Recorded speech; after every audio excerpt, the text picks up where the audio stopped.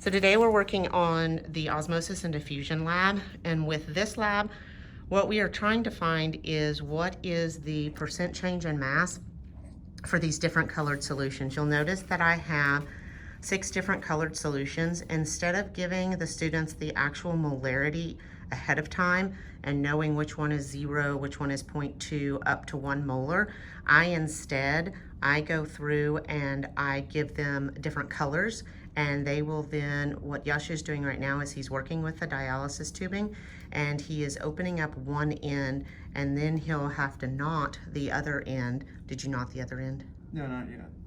I have to fill it first. Oh yeah. You're good. And so with the dialysis tubing, this is a semi-permeable membrane. And so what should happen is we should have different things. In this case, we are looking with water and sugar. And so the sugar molecules are not going to be able to move out of the dialysis tubing, but water can freely move. So how I have it set up with my students, and like what Yash is doing right now, is he is taking the purple color and he is using a syringe. I use a syringe. It seems to work the best. My syringes unfortunately have gotten a little older, and so they stick.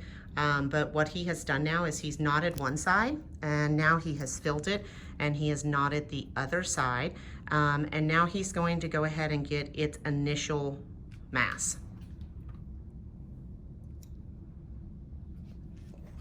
Along with all of this, what we need to know is that you are looking at these different concentrations, and the students are going to fill these dialysis tubings, and then they are going to let them sit for 30 minutes.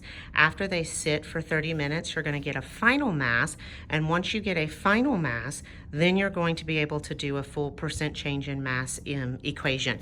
So the lab that I have within the drive shows that they're going to have the initial and the final. You'll notice that how I have over here that I do not actually have the molarity. I have a blank space for it.